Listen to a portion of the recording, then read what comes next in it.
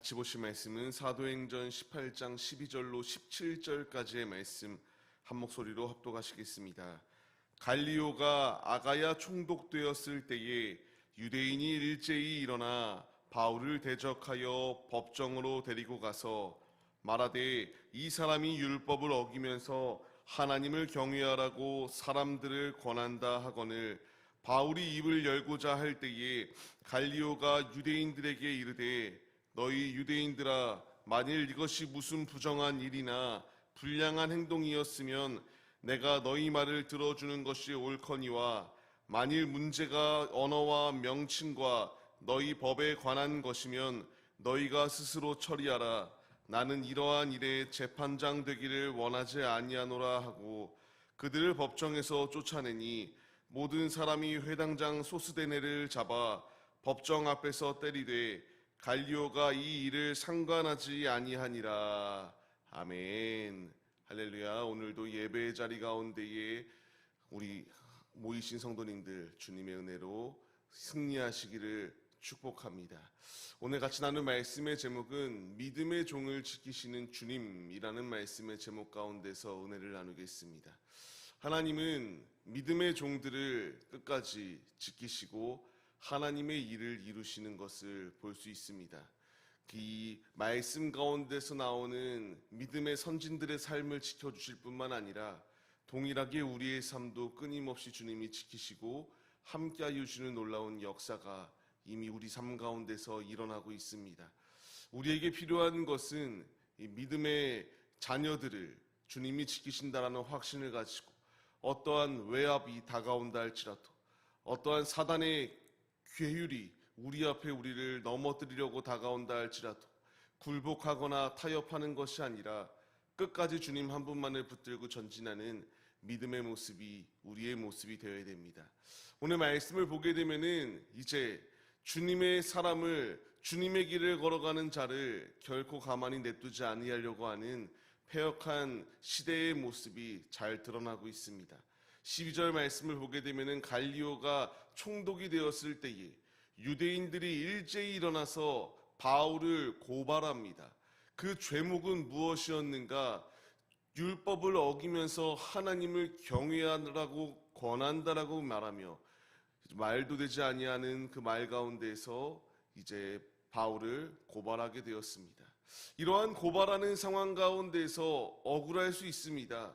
네, 어제 말씀 가운데서 9절로 10절까지의 말씀을 통하여 바울에게 환상 가운데서 하나님께서 두려워하지 말 것을 말씀하십니다.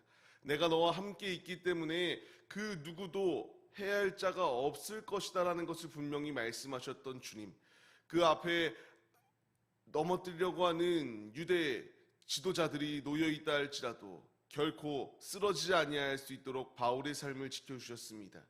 오늘의 우리의 삶 역시 마찬가지입니다. 내가 주님의 길을 걸어갈 때에 주님과 동행하는 삶을 살아갈 때에 바울을 고발하고 넘어뜨려고 하였던 패역한 시대의 모습이 그때에만 있는 것이 아니라 더욱더 맹렬하게 우리를 넘어뜨리려고 하는 시대 가운데 우리가 삶을 살아가고 있습니다.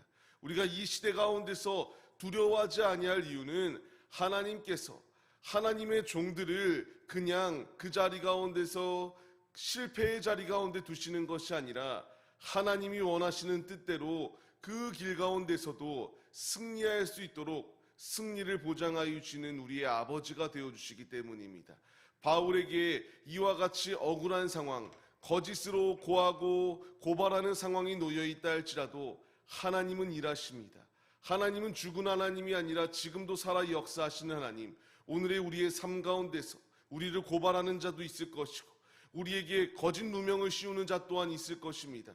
끊임없이 우리를 억울하고 답답하게 만들려는 상황이 놓여있다 할지라도 괜찮습니다. 주님이 나와 함께하여 주시기 때문에 그 어떠한 공격 가운데서도 승리할 수 있다는 사실을 우리가 잊지 마시고 주님의 길 걸어가기를 힘쓰는 우리 모두의 모습이 되시기를 소망합니다.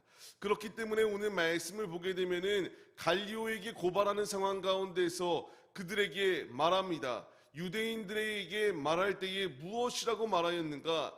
이것은 너희들끼리의 문제이기 때문에 내가 너희들의 그 일에 관여하지 않겠다. 너희들 스스로 그 문제를 해결할 것을 이와 같이 이야기합니다.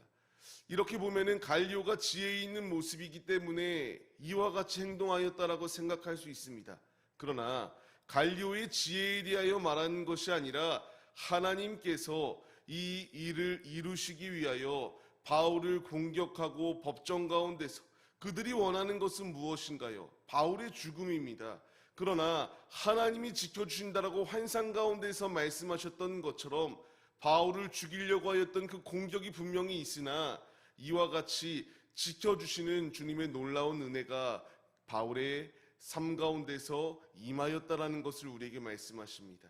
거듭 말씀드리는 것처럼 바울의 삶을 지켜주셨던 주님, 우리의 삶을 지켜주시겠다라고 주님이 말씀하시고 있습니다.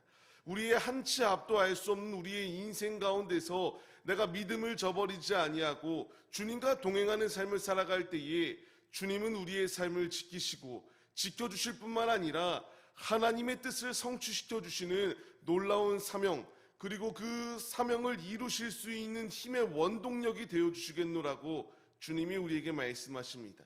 우리에게 필요한 것은 의심도 아니요 불평도 아닙니다.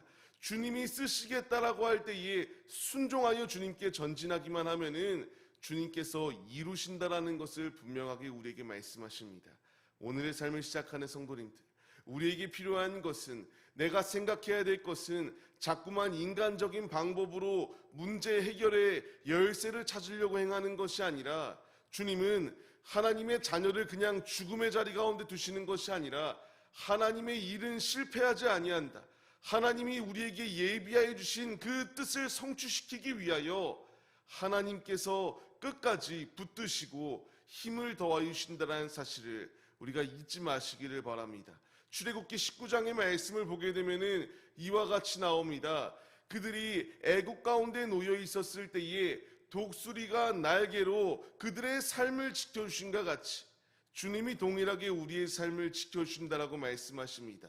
주님의 길로 인도하여 주시는 주님, 독수리 날개로 그들의 삶을 지켜주셔서 가나안 땅 가운데 들어갈 수 있도록 인도하신과 같이 우리도 영적 가나안 땅을 향하여 전진하고 있습니다. 영적 애굽의 노예된 자리 가운데 거하였던 우리를 주님이 해방시켜 주셨을 뿐만 아니라 이제 약속의 땅 가운데 들어갈 수 있도록 주님의 권능의 팔로, 주님의 그 독수리가 날개쳐 오름과 같이 우리를, 쓰러져 있는 우리를 일으켜 세워주시고 주님의 길을 걸어갈 수 있도록 끝까지 우리와 함께 해주시는 주님의 놀라운 은혜가 우리의 삶 가운데 예비되어져 있습니다. 오늘의 삶을 시작하는 우리의 모습들, 이와 같이 주님은 주님의 종들을 그냥 고통 가운데에서 슬퍼하고 고통 가운데서 모든 것을 포기하게 만드시는 것이 아니라 세상의 것은 포기하게 만드시지만 주님을 향한 열정, 믿음은 포기하지 않게 만드십니다. 이 분명한 약속, 지금도 나와 함께 하신다라고 말씀하여 주시는 그 주님의 약속을 붙들고 오늘도 죄악된 것과 타협하는 것이 아니라 믿음의 길을 걸어가기에 힘쓰는 우리 모두의 모습이 되시기를 주님의 이름으로 간절히 축원합니다. 우리가 이 분명한 약속의 말씀을 붙드시고 오늘도 오직 주님의 일을 성취시키기에, 성공시키기에만 힘쓰시는 우리 모두의 모습이 되시기를 소망하며 같이 말씀을 기억하시며 기도하시겠습니다.